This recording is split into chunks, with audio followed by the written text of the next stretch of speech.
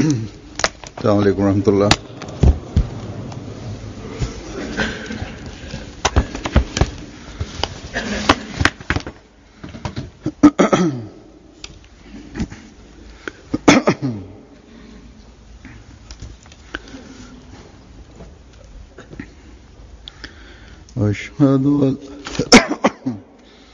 أشهد أن لا إله إلا الله وحده لا شريك له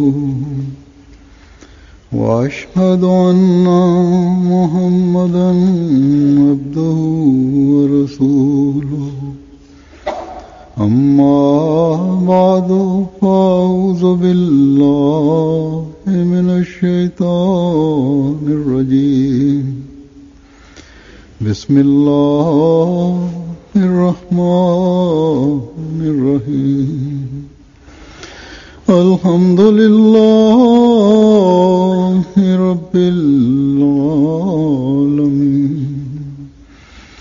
الرحمن الرحيم مالك يوم الدين إياك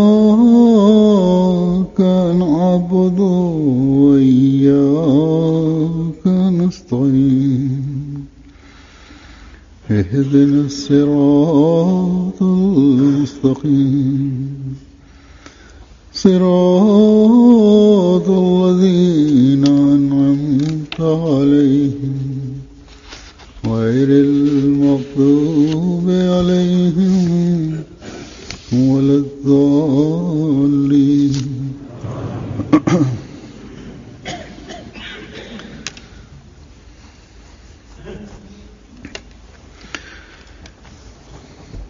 जब मैं सहाबा हज़रत मसीह मौऊद अलैहिस्सलाम के वाक़यात और रवायात बयान करता हूँ i ashab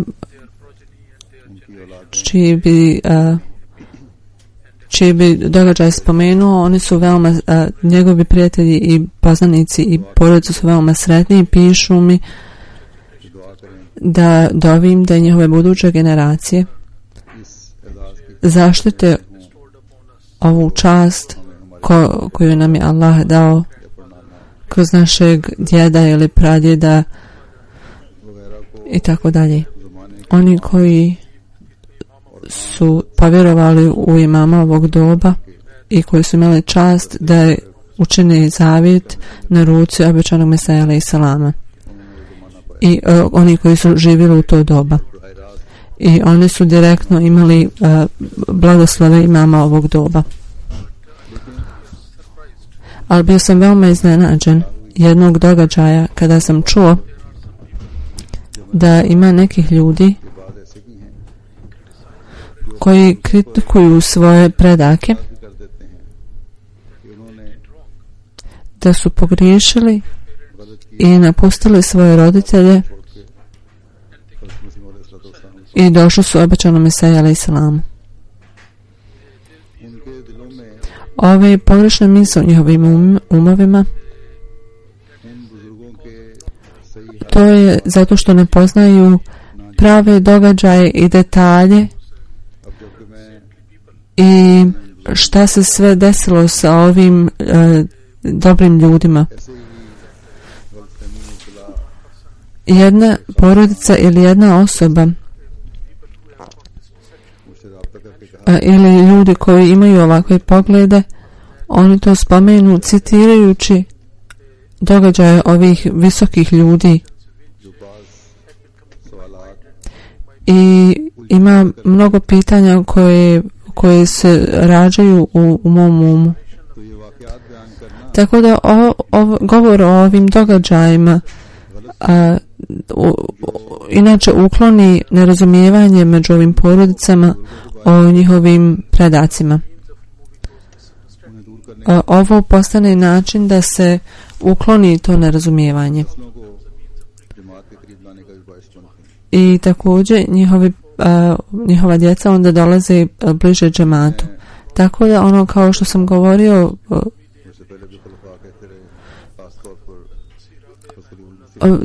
Svi halife prije mene su govorili o tom i halifa prije mene je spominjao ovo i o obećanom Mesiji alejhi selamu. I razlog je bio da se sjetimo, da se prisjetimo kakvo je stanje bilo naših predaka, tako da bi buduće generacije imale veoma blizak odnos sa džematom i da bi bili školovani, obrazovani u tom polju. Trebalo bi također spomenuti da ovi ljudi koji pripadaju porodicama ovih ashaba obećanog Mesija alejhi selama, oni su neki od njih su otišli i ovi ljudi zbog ponašanja nekih ljudi u džematu, oni napuste džemat i onda kažu da su njihovi predaci bili u pogrešnom. Ovi ljudi koji se bave malim stvarima ne treba da budu tako brzi da se naljute. Umjesto toga treba da dove Allahu da ih Allah zasnovi na istini i oni ljudi koji budu u razlog za to također trebamo doviti za njih. I uvijek upamtite da naši predaci nakon mnogo istraživanja su prihvatili Ahmedijet.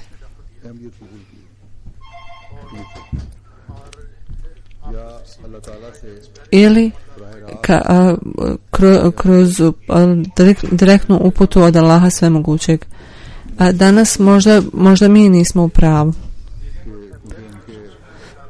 Možda zato što nemaju takav odnos sa Allahom svemogućim koji su njihovi predaci imali. Ali ti predaci nisu bili u pogrešnom. Mi treba da dovimo svemogućem Allahu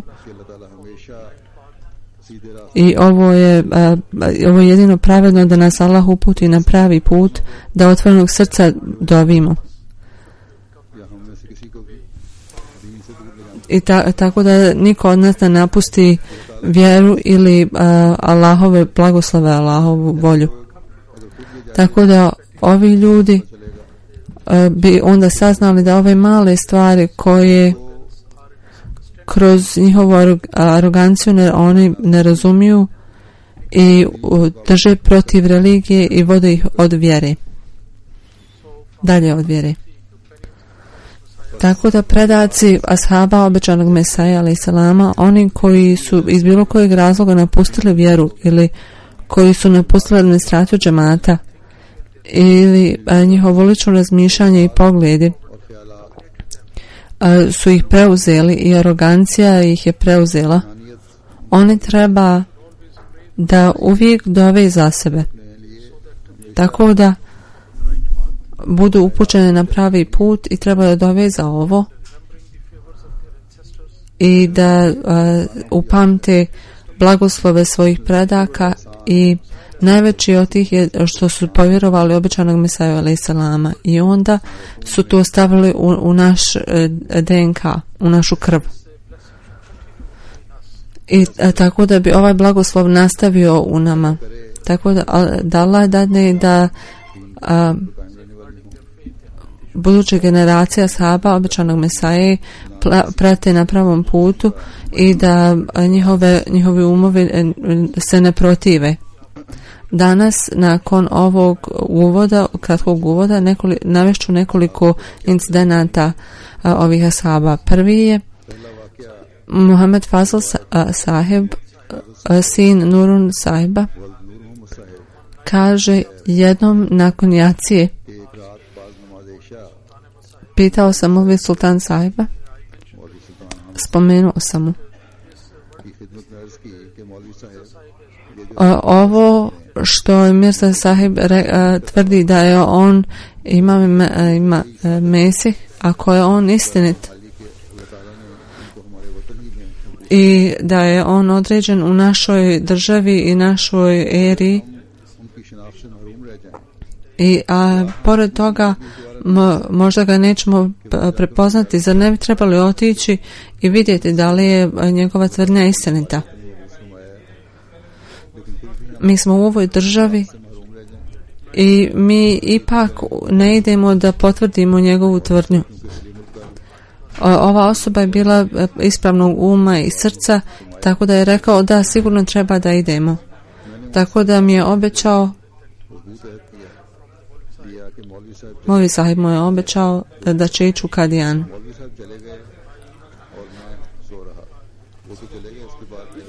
On je otišao nakon što je ovo obećao, a ja sam zaspao. I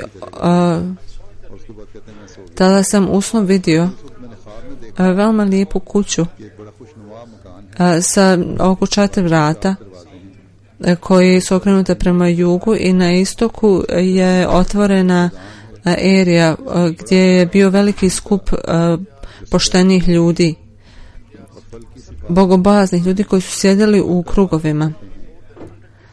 Preko 100 ljudi. I u sredini ja sjedim, odjednom istočna vrata ove kuće neko se je pojavio sa bijelim turbanom i bradom i sjajnim licem. I on je rekao, ko je ova grupa ljudi? I ja sam tačno u sredini. Ta velika ličnost mi se onda okrenula i rekla mi, Allah svemogući ti oprostio sve tvoje grijehe. I u moje srce je došla pomisao da je ovo časni poslanik sallallahu alejhi ve sellem. I tada sam se probudio. Bio sam veoma sretan da nisam više mogao spavati. Ustao sam klanjati i rekao sam u svom srcu da ovaj san moram ispričati Molvi sahibu kada on završi svoje molitve. I kada sam mu rekao, on je rekao, ti si veoma sretan čovjek.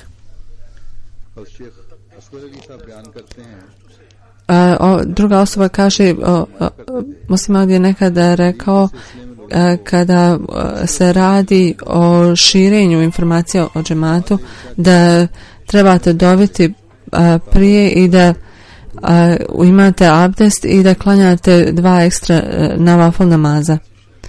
I ako je ovo ispravno, onda će sve biti bolje. U istočnoj Africi sam odšao sa bliskim prijateljem iz Gujarata. Rekao sam mu ovaj recept kako da širimo informacije o džematu i kako sam vidio ovo u snu, kako je on u nekoj kući i njegov otac je tu i bila je veoma obasjana ova soba i svjetlost je dolazila sa nebesa i ona je ispunila ovu sobu. I tada je veoma pobožan čovjek sa pobožnim licem došao i obratio se svom sinu i rekao, ovo je Imam Mahdi. I otac i sin su tada upoznali Mesih Mauda i nakon ovoga novog događaja oni su ustali i ujutru pričali o ovom i pisali. I uz Allahovu milost cijela njegova porodica su sada Ahmedi.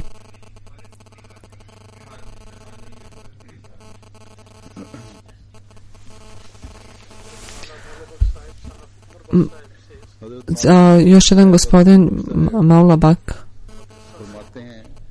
Madrasas i Kohni u eri Bahtala bio je tu u mešđidu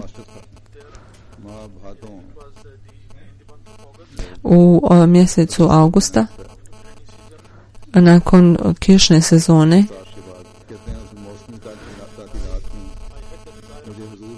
i imao sam želju da idem huzuru. Moj sin je imao samo 2 godine i imao je neki osip po tijelu. To sam ignorisao i ipak otišao. Molvi Sarhanta je išao sa mnom i ja sam tu učinio svoj zavjet. Nakon mjesec i pol kad sam se vratio, moj sin je bio potpuno zdrav žena mi je rekla, prestala sam da ga kupam i samo se to sredilo, sam je problem se riješio.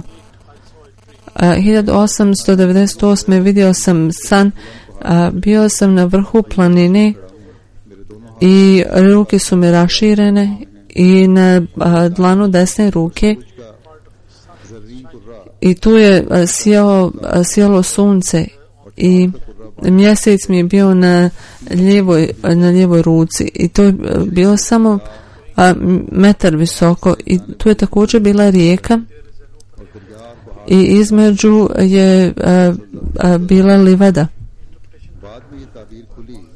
Objašnjenje mi je došlo da je planina čast, sunce, časni poslanik sallallahu alejhi ve sellem, da je mjesec običani Mesaja alejhi selam i rijeka je znanje koje će biti od koristi zapadnim ljudima i taj mjesec koji je visoko samo metar bit će znači da će on doći u Ahmedijet za 3 godine. Tako da je 1901. postao Ahmedi. Prethodni inspektor policije 1900. u tokom ljeta otišao sam u Kadijan sa namjerom da uzmem zavjet i ljudi Kadijana, tu smo ostavili svoje stvari u kući za goste i ošli smo u džamiju. U Masjid Mubarak i Mirza Sahib je došao iz svoje kuće i tada je već postalo dolazila tama, padao je mrak, tako da je izgledao veći i šeitan mi je dao ideju zašto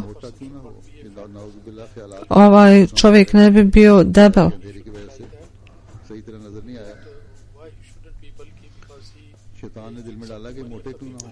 jer on jede ljude drugih ljudi i tada su žene se čule i onda mi je šeitan dao još više sumnji u njegov karakter. Tada sam osjetio kao da se znojim i bojao sam se kakve će mi još misli past na pamet.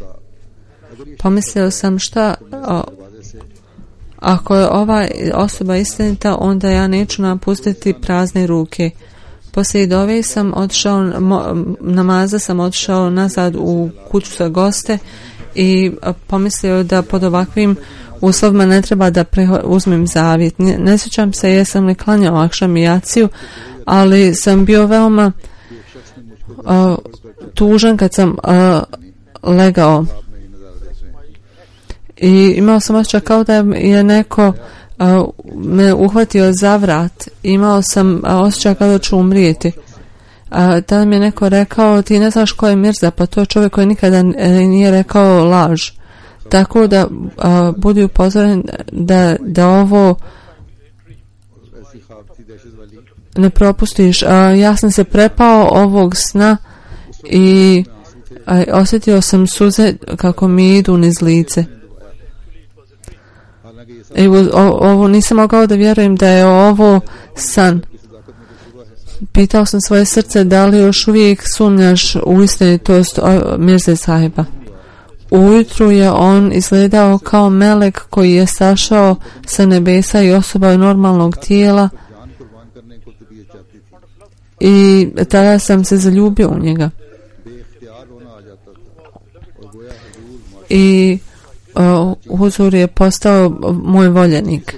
I tada sam uzeo zavjet i Allah mi pomogao da izbjegnem šeitana i da nađem sklonište u običanom Mesaja alejhi selama. Treći čovjek ovdje kaže, ja sam vidio u snu kako sam izašao iz džamije ovdje u blizini nakon namaza, da se nešto loše dešava što će razoriti cijeli svijet. Imao sam osjećaj kao da će ova stvar pojesti sve nas. bila je drveće crne boje na svim livadama. I svima sam govorio, ovaj će nas problem progutati. Upamtite Allaha svemogućeg. I neki su se držali za prst moje desne ruke i pitao sam jednu bubu, da li si od Allaha? On kaže, da, ja sam od Allaha. Onda sam pitao da li je Mirza Sahib od Allaha, da li je istinit. Buba je rekla da jeste istinit i ako ne prihvatite, bit ćete progutani. Kada sam se probudio, pitao sam svoju majku kada je petak. Ona je rekla preko sutra, tako da sam ja odmah otišao i uzeo zavjet. I još jedan čovjek kaže, oni su obadvojica bili ashabi. Vidio sam obećanog Mesaju alejhi selama u svom snu.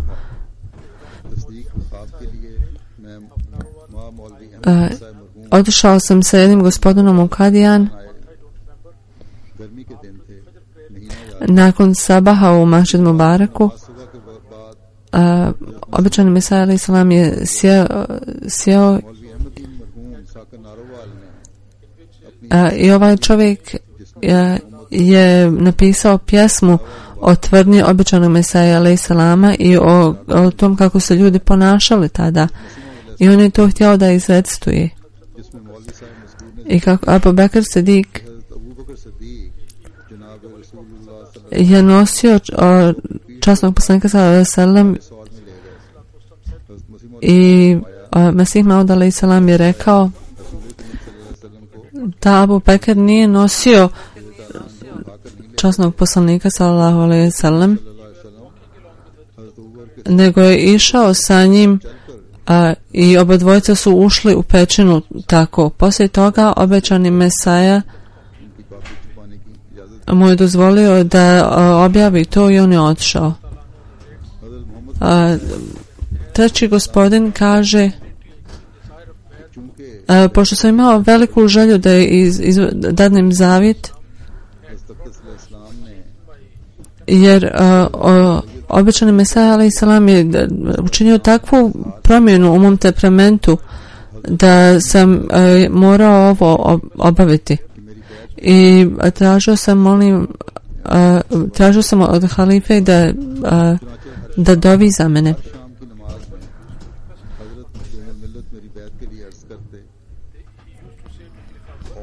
I ovaj gospodin bi rekao halife Abulu da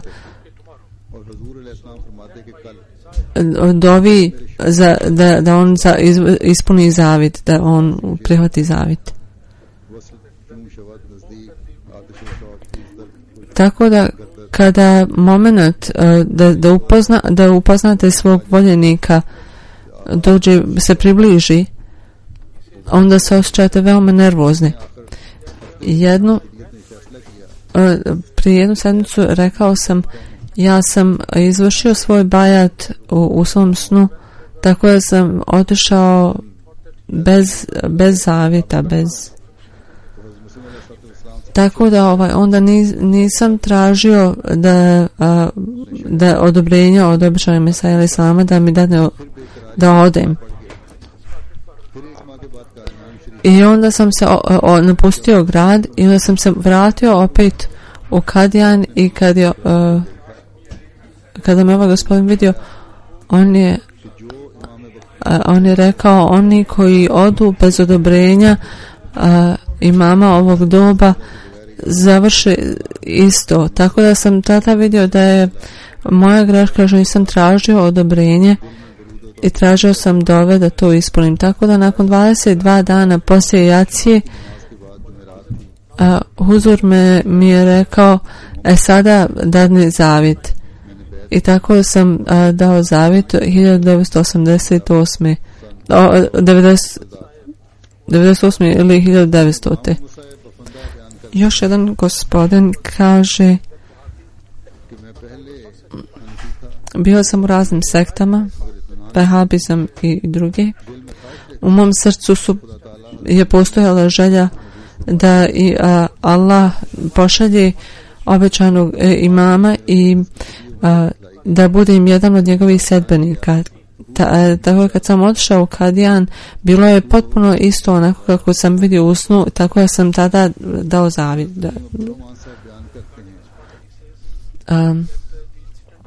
Još jedan događaj, kada je ovaj gospodin davio zavjet,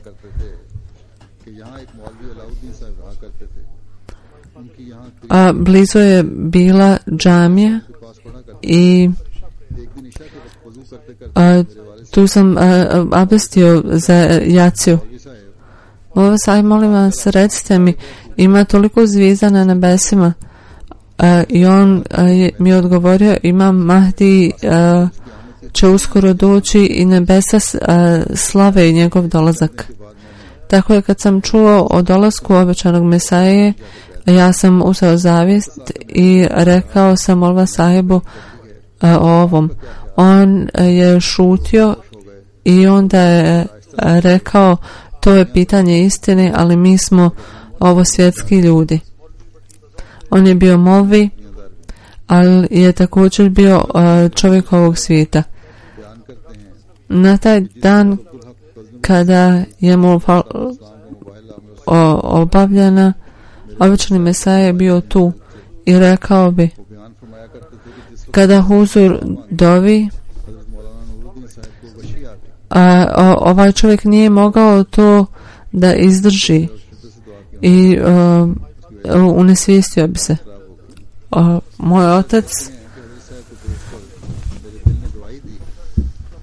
je rekao, ja sam svjedok da ova osoba nije sa zemlje nego sa nebesa. I kada se vratio kući i govorio o ovom, ovo je zaista veoma iznenađujuće. Oni su ljudi kao meleci i onda su cijela porodica prihvatila Ahmedijet. Još jedna osoba kaže, događaj mog zavjeta je da kad sam sanjao da sam otišao u kuću i na polju je bio obećani Mesaja i neki još drugi ljudi, Rahmet Hančat i još neki, sa njima sam stajao i vratili su se pijaci i jedan je rekao, sada uzmi zavjet, zar ima boljeg vremena od ovog. Tako da sam ja otišao sa njima i otišli smo na izvor i tamo je huzur klanjao. Sanjao sam da sam onda ustao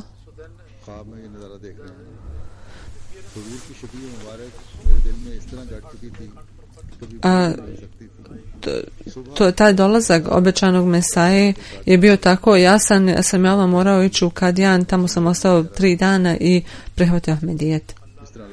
Na taj način Allah upućuje neke ljude i mnogi ljudi kroz san ih Allah natjera da prihvate džemat.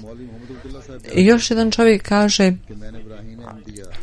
1893. sam pročitao Brahini Ahmedija i bio sam veoma očaran i onda sam čitao neka druga pisanja obećanog Mesaja alejhi selama i upoređivao sam ih sa drugim pisanjima.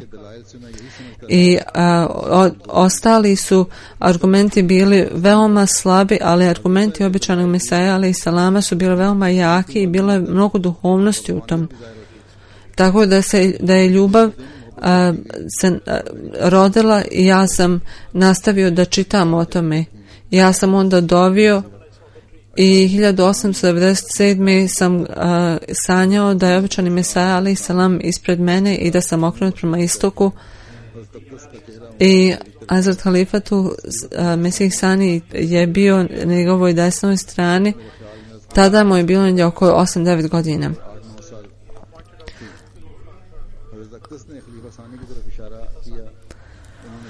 Neko je onda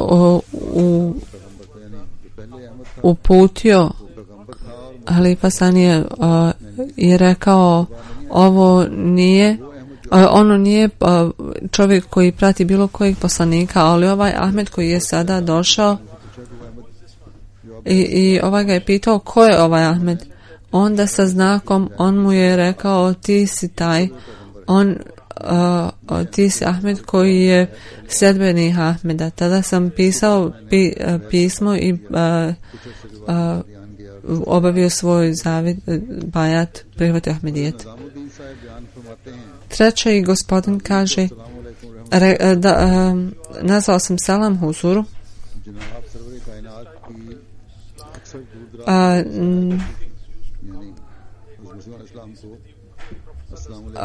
Na onakav način kako su dolazile časnom poslaniku sallallahu alejhi ve sellem sa raznih strana svijeta. Ja sam razmišljao na perzijskom, on kaže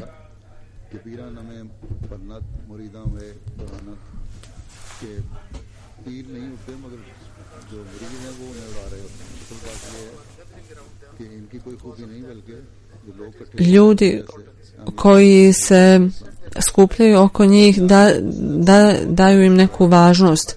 Ja sam onda išao u džamiju i dovio da me Allah žrtvuje i da mi dadne blago.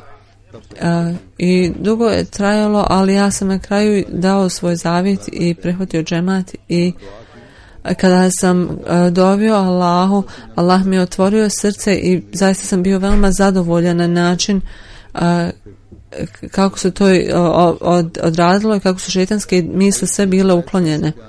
1907. jedan još gospodin kaže, ja sam bio u 5. razredu srednje škole, živio sam u školi.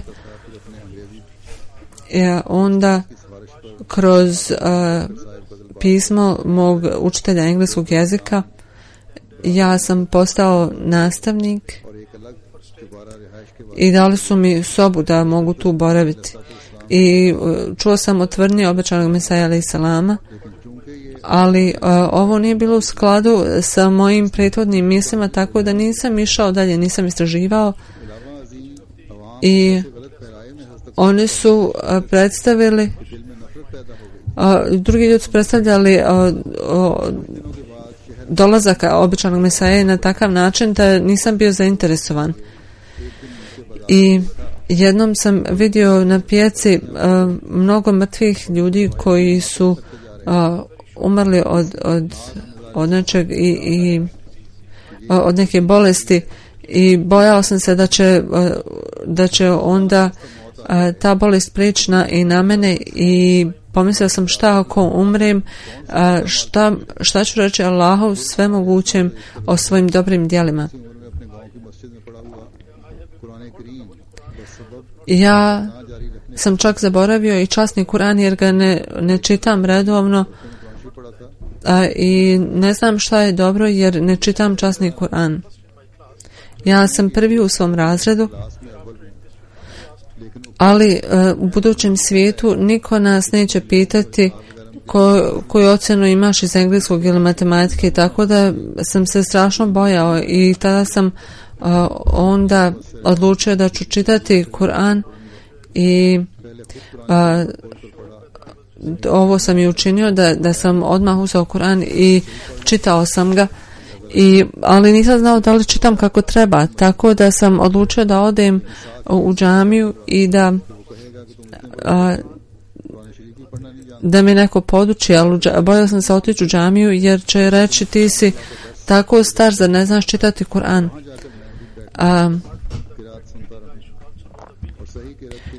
I tražio sam da mi također objasne značenje. Pitao sam i ovdje i onde, ali osim u Ahmedija džematu nije bilo nije bilo časova gdje možemo čuti o Kur'anu. I kada sam počeo ići tamo, jedan gospodin me je zaustavio i rekao, ako nastaviš tamo ići, postaćeš mirzaji, a ja sam odgovorio, ja idem samo da slušam Kur'an, međutim on se nije složio sa mnom. Otišao sam u Mežid sljedeći dan i u to doba svaki dan sam slušao govor o Kur'anu i mudrosti Kur'ana. I dolazili su ljudi iz Kadijana i zbog njegove ličnosti čak i na Ahmedi su dolazili na ova predavanja o Kur'anu. I tada mi je palo na pamet da sve ove optužbe o Ahmedija džemata su neiskrene i tada sam napisao pismo i nakon nekog vremena moje pismo je prihvaćeno. Ja sam prihvatio Ahmedijet.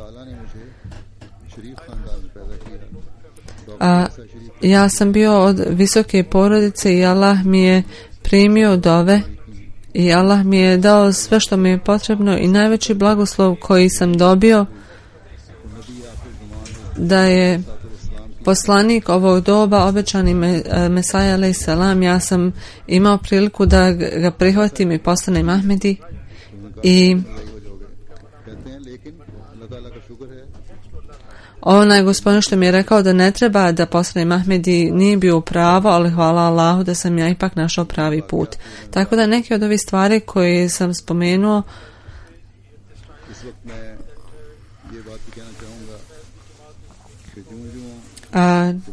kaže, čim džemat pođe da se razvija, tako i neprijatelji počnu da još više se bore protiv džemata. Ponekad na skriven način, ponekad otvoreno napadaju.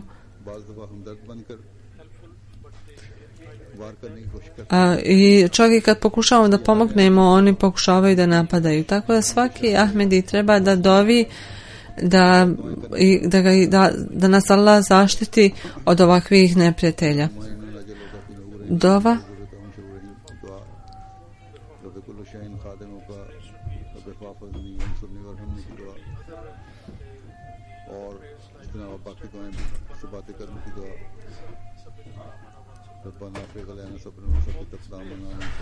Huzur je pročao nekoliko dova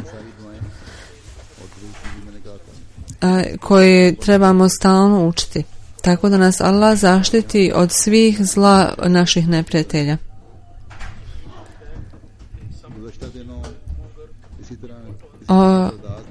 Neki je čovjek stavio na Facebooku sliku Guru Baba Naka i sliku obećanog Mesaje i onda je rekao veoma odvratne stvari o Guru Baba Naneku i napisane su na ovoj slici i u vezi sa obećanim Mesajom on je stavio velike riječi pohvale na ovu sliku. Ovo je zaista veoma loše i stvara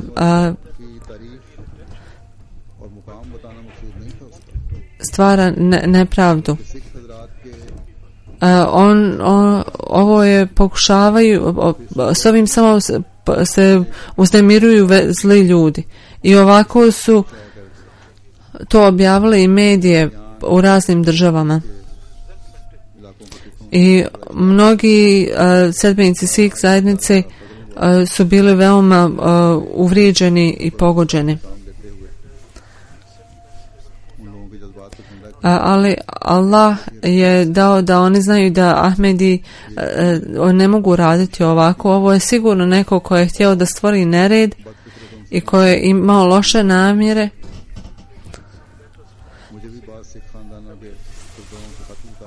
I dobio sam pisma od Sikh zajednice i oni su saznali ko je učinio ova loša djela. Džemat nikada ne govori ovako loše stvari o drugim. Ovi ljudi i organizacije su zahtijevaju od zajednice da istražimo ko je ovo učinio i da ih kaznimo. Ovo je osjećaj svakog člana džemata da se ne igramo sa tuđim osjećanjima. Religijsko učenje nas uči da poštujemo druge ljude i Guru Baba Nanak je spomenut u literaturu i obećani Mesija alejhi selam otvoreno kaže visoko mišljenje o njemu vezano za njega, tako da u vezi s ovim nijedan pravi Ahmedi ne može koristiti loše riječi. Obećani Mesija alejhi selam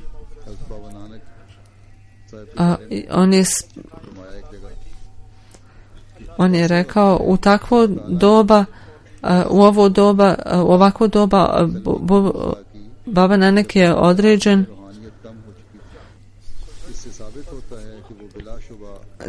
da ljude uputi. On je sigurno bio jedan od ljudi koji je razumio Allaha i imao je unikatno razumijevanje.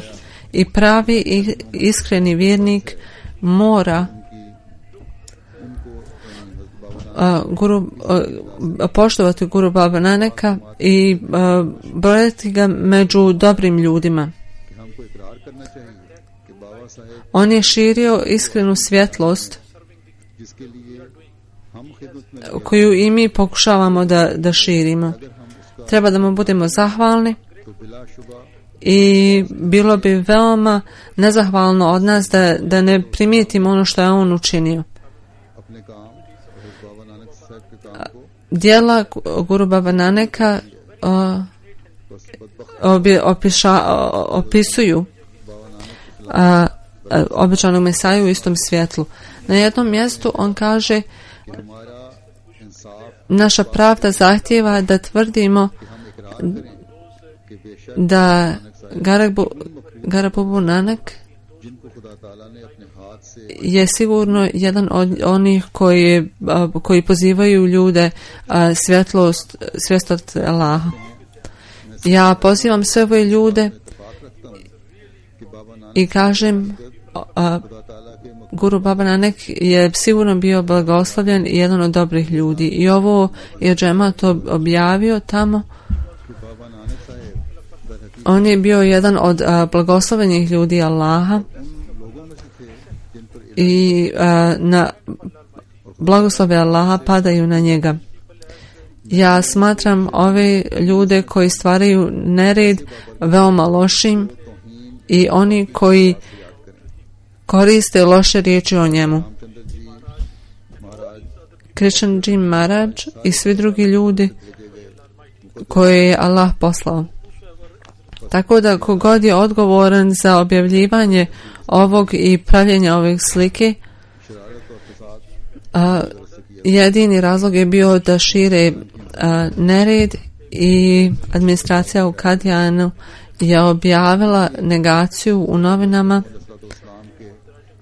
i veoma je jasno iz pisanja obećanog Mesaja alejhi selama da status Baba Nanaka je zaista veoma visok i mi ga svi gledamo sa poštenjem i čašću. Da Allah zaštiti Ahmediz od svih zla i nevolje i ovih ljudi koji samo traže nered. Neki ljudi koji su umrli sada ću ispomenuti i nakon džume ću klanjati dženazu. Prva dženaza je za Karam Abdulrazak Saheb koji je umro 6. oktobra imao 65 godina na Lahimena Lehrađevom. Bio je misionar u džematu i Musi i njegova dženaza se klanjala u Rabve.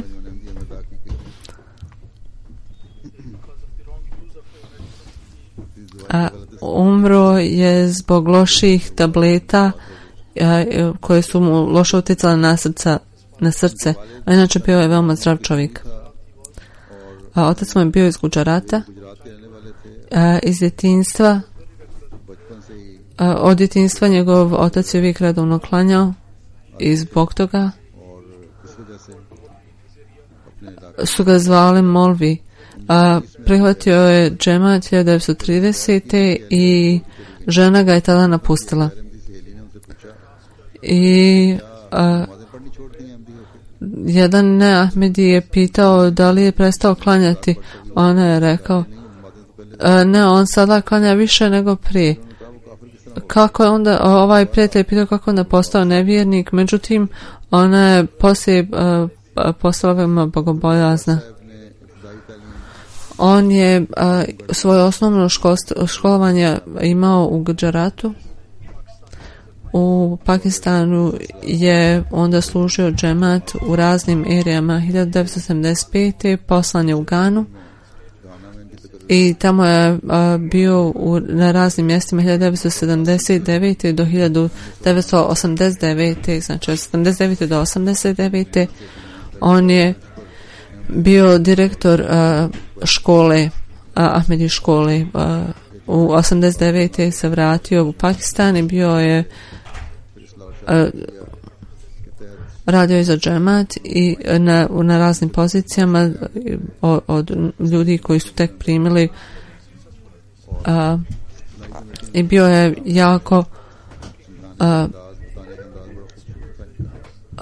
jako dobar u tome da objasni ljudima, da pojasni svoje mišljenje. Njegova žena je također uključena u džematu i kaže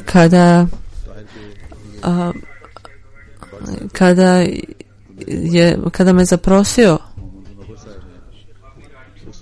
ovaj gospodin, pitali su ga kakav je ovo čovjek. Tašisa je rekao on veoma mnogo radi i na osnovu toga moj otac je odlučio da mi uđemo u brak. Ja sam bila sa njim u Gani. On je nesebično radio veoma malo ljudi je radilo tako nesebično kao on.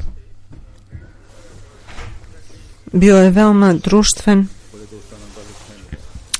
imao je blizak odnos sa djecom i ženom i slušao je džumu sa prijateljima i porodicom.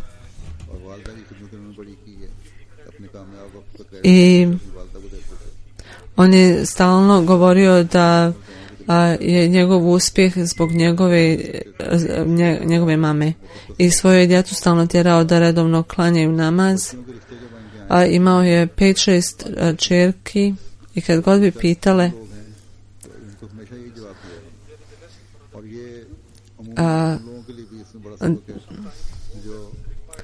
drugi ljudi iz ovog mogu naučiti da kada traže nešto ovo svjetsko,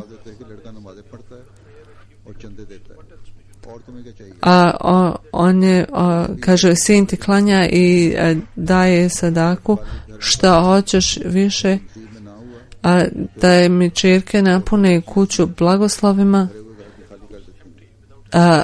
a ima nekih cura koje ne ostave kuću praznom, nema nikakvih blagoslova. I on rekao je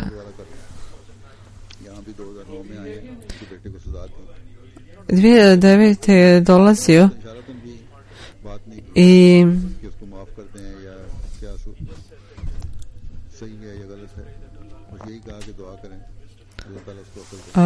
dobio je za svog sina koji je uradio nešto što je bilo protiv džemate i ovaj čovjek nije ni tražio oprost za njega, nego je samo molio huzura da huzur dovi da mu Allah dadne mudrost.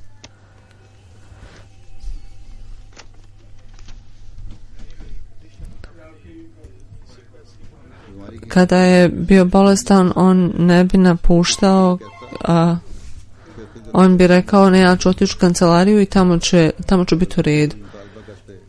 Kada su djeca zahtijevala da negdje idu tokom odmora, on bi govorio cijeli moj život je žrtvovan za džemat.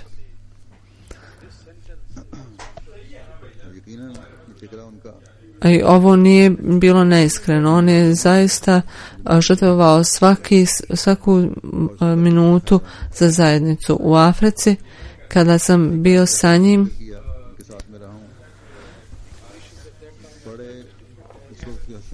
stanje je tada bilo veoma drugačije i veoma teško, ali on je bio veoma sretan tamo. On je bio veoma bolestan tada, imao je maleriju, ali čim bi napustio bolnicu, on bi opet se vratio na posao. I među ljudima tamo, sa Afrikancima, ljudi su ga mnogo voljeli.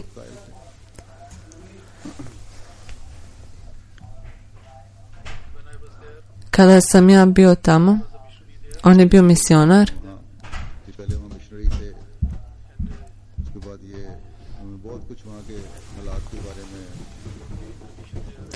Pričao mi je o stanju tamo i upućivao me da ga Allah primi sa ljubavlju i dadne mu blagoslove i dadne mu mjesto sa njegovim voljenim ljudima.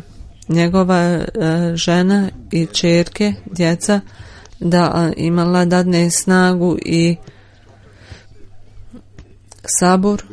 Njegova jedna ćerka je udata za misionara u Sierra Leone i nije mogla pristovati dženazi, da Allah im dadne da im pomogne. Druga dženaza je Mukarama Munib sahiba. Umrla je sa 75 godina u Kanadi. 1964. Završila je medicinski fakultet i imala je mnogo prilika za progres,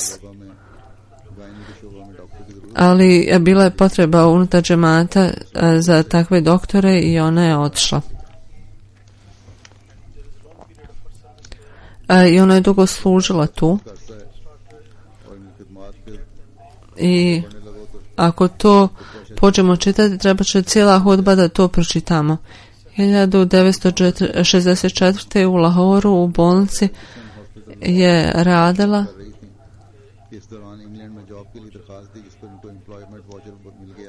Ona je imala sve spremno da ide dalje, međutim sljedeći dan je spomenuto u Fazl džamiji da ima potreba za ženskog doktora i halifa je rekao da ako ne dođu muslimanski doktori, neka odu kršćanski. Ona je, kada je to čula, sve otkazala i otišla. I pod veoma teškim uslovima ona je dobrovoljno dala sve od sebe i došla je u Lahor. I pitali su kako ćete plate biti. Ona je rekla 230 rupija. Drugi su joj nudili više od duplo. Samo nemoj napuštati. Ali ona to nije prihvatila. Rekla je, ja ne idem radi para, ja to sve imam u engleskom, ali sve to napuštam i idem u Rabvu. I oni su joj rekli, ti si velika gospođa i žrtvovala se mnogo za dobrobit džemata. I tako je ona došla u Rabvu 1964. i do 1984. je radila u bolnici u Rabvi. Tada nije bilo nikakvih doktora, čak nije u blizini. I ona je ovu dužnost obavila veoma dobro. Navečer 2 do 3 ljeto ili zima, ona bi odmah išla od kuće da vidi pacijente. I na dan velime bila je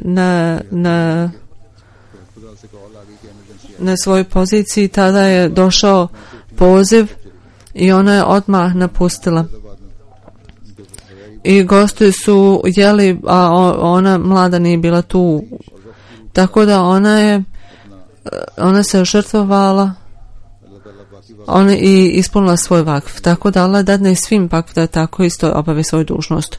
Ona je bila od velike pomoći siromašnim i mnogi ljudi u našoj eri lažu da bi dobili više pomoći. Ona nikada nije nikoga optužila za ovo i ona bi jednostavno prihvatila ljude ono što kažu i dala bi iz svog džepa. Njen muž kaže ona je trošila za bolnicu. Ona bi išla on bi išao na posao ujutro, ona bi se vraćala iz bolnice. I kaže Huzur, kada sam govorio o šalu, ona je bila primjer kako da se obavi, kako žene da nose šalove. Ona je zaista bila dama velike žrtve i veoma malo ljudi su ovako sretni. Kada se pridružila ovoj bolnici 1964. otišla je halifi Saniju i bilo je nekoliko ljudi sa njom. Halifa je tada rekao alhamdulillah i dovio je mnogo za nju. A kada je jednom je rekla ja želim da radim itikaf, a Huzur je rekao ti pazi moje pacijente, ja ću dobiti za tebe i to je tvoj itikaf. Ona je bila veoma vezana sa hilafetom i bila je veoma hrabra.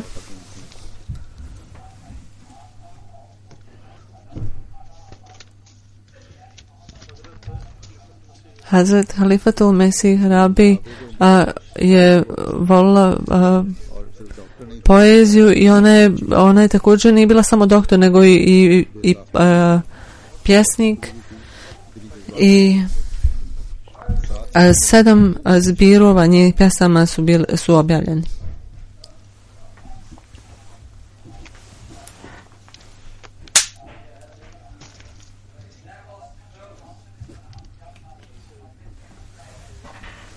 Jednom nakon migracije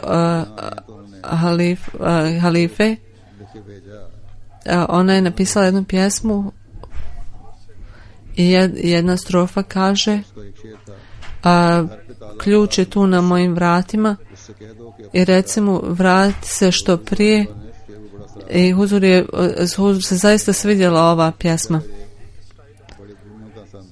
I ovo je zaista jedan način starih žena i svidjelo mu se ovaj način pisanja.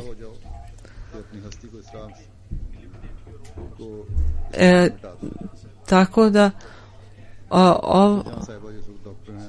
ovo je primjer i ova žena je mnogo trpila da bi bila bliska sa džematom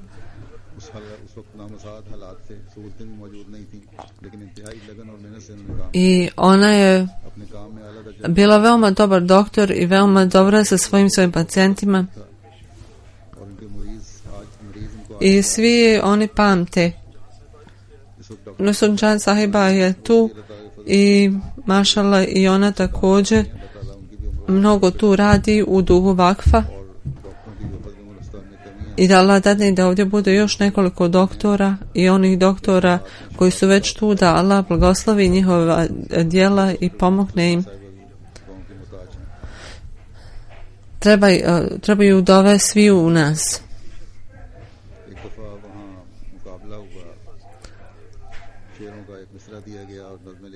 Jednom su se takmičili i bilo je potrebno da svi napišu ime i adresu na kraju.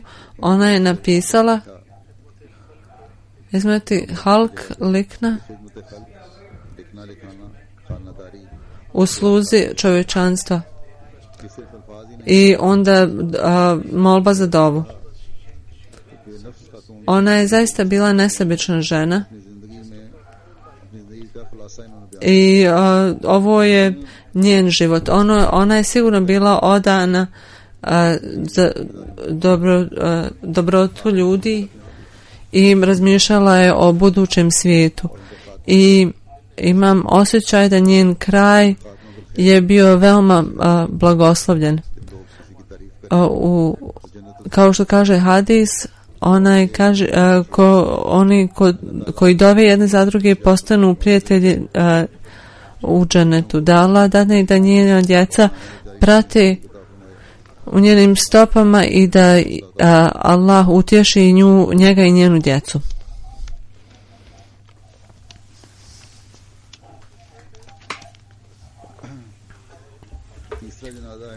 Treća dženaza koja će biti je Nasira Basin sahiba, žena Vakila iz Petrabata.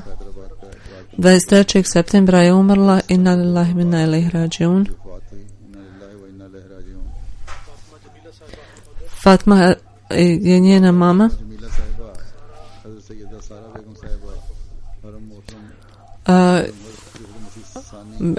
Bili su rođaci sa halifa Sanijem.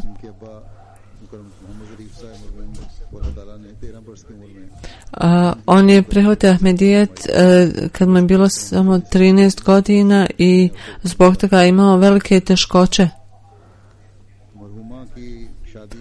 I 1950. ova žena se udala za sina ashaba obećanog Meseja alejhi selama. I također je bio stari brat Sara Begum sahibe.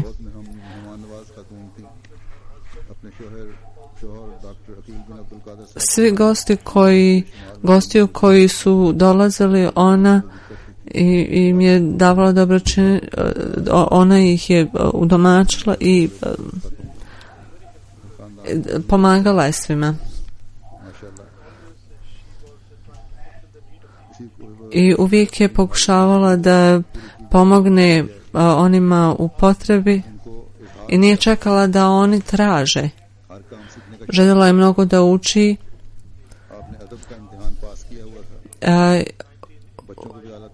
Studirala literaturu i 1985. Nakon što je njen otac postao šehid, morala je napustiti Pakistan i preselila se u Norvešku, ali pored toga ona je imala veliku ljubav sa džematom i nastavila je da ima vezu. Plaćala je svoju čandu redovno, imala je 2 sina i ćerku. Da Allah onemogući da joj djeca nastave u tim dobrim djelima i da uzvise njih.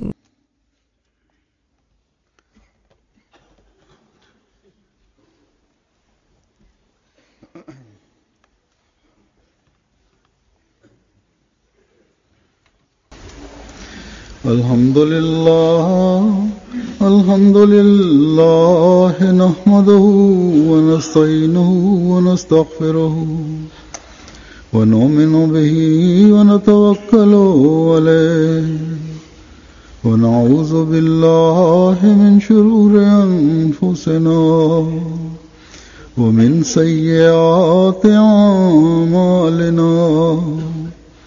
من يهده الله فلا مضل له ومن يضلل فلا هادي له ونشهد أن لا إله إلا الله ونشهد أن محمدا عبده ورسوله. عباد الله رحمكم الله إن الله يأمر بالعدل والإحسان وإيتاء ذي القربى وينهى عن الفحشاء والمنكر والبغي يعظكم لعلكم تذكرون. اذكروا الله يذكركم وادعوه يستجب لكم ولذكر الله أكبر.